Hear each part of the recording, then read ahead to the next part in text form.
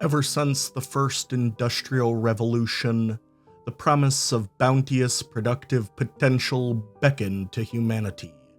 Science paved new paths forward, and with the end of the Second World War, the breaking of the atom, the human potential for progress and innovation seemed as limitless as the resources of the Earth, providing a picture of humanity's future that couldn't be more wrong. Throughout the 20th century, the human population boomed. Demand for resources, for food, for water, for everything exploded. And decade after decade, it became increasingly apparent that production could not possibly keep pace. And the standard of living that so many had come to expect could not be sustained. By the end of the century, the world had been radically transformed, its environment steadily being reduced in its potential, pillaged by greedy corporations and by consumers, and flooded with industrial pollutants. The weather oscillating between sweltering heat and frigid cold. The increasing population put a strain on government just as much as the economy. In China and Russia, they fed their surplus population into an endless border war. Those few places that were able to retain their quality of life did so at the cost of immense physical barriers separating them from neighboring countries, and adopting a border control policy that could be best summarized as shoot on sight. Even the world's largest economy, the largest producer on the planet, the United States was not immune to such compounding challenges. Water failures across the Southwest, dust bowls across the Great Plains. And with such failures, food and water rose once more to be the most precious of commodities. Water plants, farms, and fishing fleets were all under heavy guard, transformed into great fortresses. And as their prices continued to rise, one by one other industries faltered and failed. Where gasoline had once been commonplace, it had grown scarce, and with it cars were all but extinct. As the economy failed, people flooded into increasingly dense cities, where they might have a chance to receive resources and rations of goods dispersed by the local government. As time wore on, travel between these major cities ceased, and with rations so limited, people surviving on a day-by-day basis, they would sooner starve than reach any other city. All the while, these dense urban zones saw their populations crawl ever higher, with New York alone crowning 35 million people in the late 90s. Most of these people lived on some kind of public welfare or another, depending on the state, distribution centers for food and water, packed into dense housing complexes where under the threat of law all properties must have multiple tenants, with priorities given to those families that had children.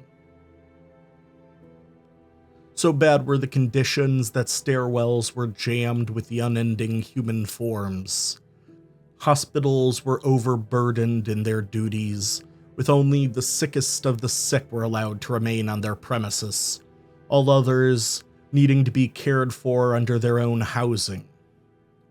Car parks and garages were made into impromptu tenements, with the poorest individuals living in abandoned vehicles, where they regularly died from exposure, their bodies cast aside as new claimants arrived. Few of these individuals could find work, and those that did were subject to harsh conditions, incredibly long hours, negligible pay, all the while knowing that if they complained or made waves of any kind, they could easily be replaced by throngs of individuals. Many women, desperate to provide for themselves shelter and amenities, adjusted their social mores to the new normal, and sold themselves to housing units, where they were viewed as little more than furniture, luxury items to be exchanged if they were not to the pleasure of their tenants. Cognizant of their condition, they suffered in silence. Most lived in a learned helplessness, completely dependent on the government for their survival, or, in their desperation, turning to their own selfish desires. The eldsters marching endlessly, demanding greater and greater rations, uncaring for future generations, their sick, or even their own children, only caring that they may enrich their own experience and that they may live for but a little longer, fighting over the scraps of a civilization in terminal decline. Across these great cities, crime blossomed, and with so many people, so many crimes, and so few detectives, rarely was any one crime thoroughly investigated, often being dropped after just a few days, with the detectives being reassigned to supplement foot patrols. Only when the wealthy brought their money or power to bear did it last but a little longer. These wealthy individuals living lives radically different from those around them. Great agriculturalists, criminal leaders, and public officials, all living secure in their possessions, within gated compounds, their skyscrapers supplied with their own water tanks and food stores, blessed with regular air conditioning. Some even possessed enough wealth to purchase the rare fish, or even fabled beef. Even so, their standard of living was well beneath that of the average American household but 50 years earlier. And like then, the politicians talked and talked, most concerned with keeping the peace, preserving the status quo, rather than embracing anything that might rock the boat. Even as shortages grew more pronounced, they were hesitant to cut rations, content to sit by and keep up appearances. Even as the discord grew between farmers and city dwellers over water rights, they were content to merely sit by, repairing the damage, but not make any definitive choices. To talk and talk. Perhaps they have realized at this point it is no longer a question of what can be done. Perhaps it is too late to do anything that could make a difference. Or perhaps they're too stupid or wrapped in moral fiber to make any hard decisions.